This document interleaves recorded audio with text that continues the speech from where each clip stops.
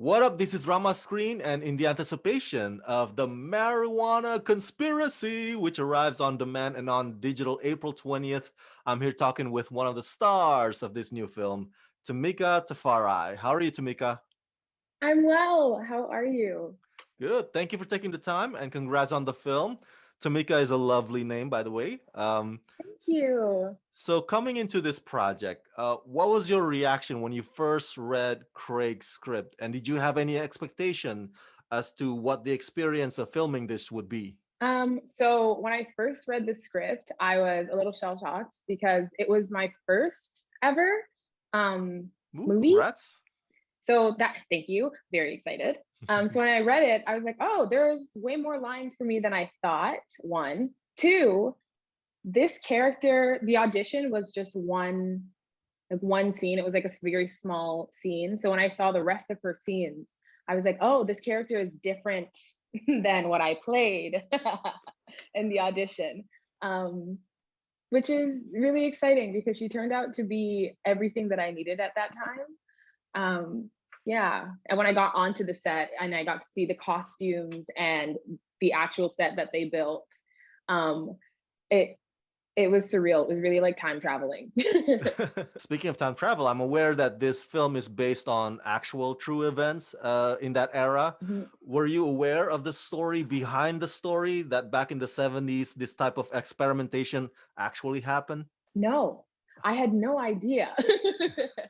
um, it wasn't until we got to set and Craig was telling us, he wrote and directed it. So he was Hmm. telling us how he came up with the idea. He told us about Doreen Brown, who was one of the ladies that were in the original study. And I was shocked that it happened. um, I looked it up after, and there weren't any concrete results after the study. Mm. So now there's just these women that have they're tethered by this same experience, and it's just a part of their lives that happened. And that shocked me for a really long time. Still shocking me. One of the reasons that I asked is because nowadays I'm a weed aficionado. I'm just gonna confession time. so so whenever I go to Toronto to cover Toronto International Film Festival, I would smoke weed with my Canadian friends there, and it'll be just like another day, so I can't wrap my head around the fact that decades ago there were these powers that be in Canada who want Mhm. to promote marijuana as something dangerous, that the older guys. So this might be more of a question for Craig, but I'm going to ask you this anyway. What do you Sure. think this movie says about the evolution of Canada's culture from how it was to what it is today? Nice question.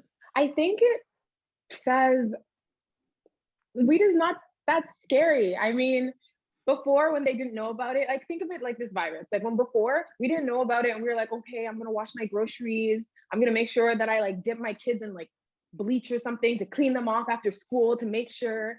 But as time goes by, you're just like, okay, this is very serious, but there's other ways that we can handle this. It's not it's not the weed that's doing bad things to people. It's like people that are doing bad things to people. If you just Mhm. leave people alone and just let them smoke weed, things are going to be fine. Things are going to be okay. And I think we're starting to really warm up to the idea that maybe weed brings people together sometimes. Maybe we don't have to criminalize people for it. People are investing in it now. It's like, oh, okay, weed's Yes. the new candy. I hear you, and I hope my country, America, would become as progressive as Canada in that perspective. So let's talk I about want your that for you. character, Morinda. Here, Morinda is very complex, and it's clear that on top of all the sexism issues that this movie brought up, that it also wanted to convey, issues of racism and discrimination through the experiences of Morinda. What was your Mhm. process of embodying her, and what do you think of her personal struggles? So with Morinda, what I think about her personal struggles is that they align pretty well with some of mine.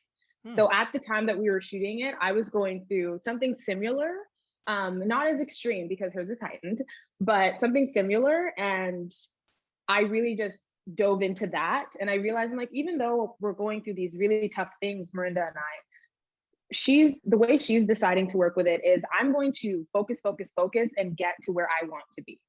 Like, I'm going to put all of this and use it as fuel to get me to where I want to be. And that's something that I found in her before I found it in myself. So it was really nice. Um, yeah, working on her. And then I listened to a lot of music from the 70s. I also, I'll be honest, I got high, listened to the music, had a Yay. meditation with Morinda. I was just like, who are we? And I found that she is I put all the best parts of myself into Morinda. Mm. And that's what I tried to do. Instead of playing her backstory, I really tried to embody her backstory and play where she wanted to be in the future. Yeah, it was really nice getting to know her. And to follow up on that, being the only person of color in this experimentation, what Mhm. did that bring? What did Morinda bring to the table? With these other ladies. Do you Oh, think? she brought the sauce. Morinda brought Morinda was the sauce. Mm. She was everything. Since that, I even on the cast and crew, there were people of color, but as for noticeably dark skinned Black girls, I think there was one more Black woman who helped me with like costume. By the way, costume department was amazing. It was my favorite place. Um, so I would go there because I'd feel at home, and then I'd bring that energy and bring it to me and the girls. And being the only Black girl with them, sometimes it was very isolating. It was very hard by myself. And then I thought about it and I was like, wait, these are like your sisters. Like they would always check in on me and like be like, hey girl, Oh. this is wild. And like, it's like it's 70s and there's all these afros. It's like you're the only afro. And I'm like, I know.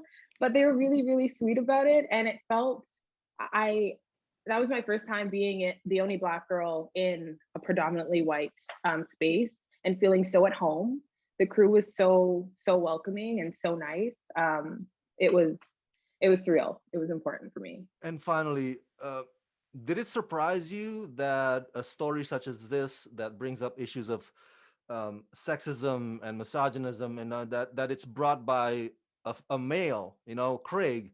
I mean, do you think Mhm. it would have made a powerful kick or more kick to it if it had been brought to you by a female filmmaker or a female storyteller? What do you think? Oh my gosh, yeah, it would have been different. It would have been so different. Hmm. Um, I think that with Craig, he was really focusing on the individual stories of the women and the stories just as stories. And he let us do what we wanted with Hmm. the stories that we were given. So, although he is a male, white male, wrote it, he gave us a lot of flexibility with how we wanted to work with the characters' stories. He's like, she needs to go from A to B. And then we would go, okay, got it. I don't know if she'd do this. Can I like, does that make sense? And he'd be like, oh, okay. And he was very flexible in that way. So it made it easier.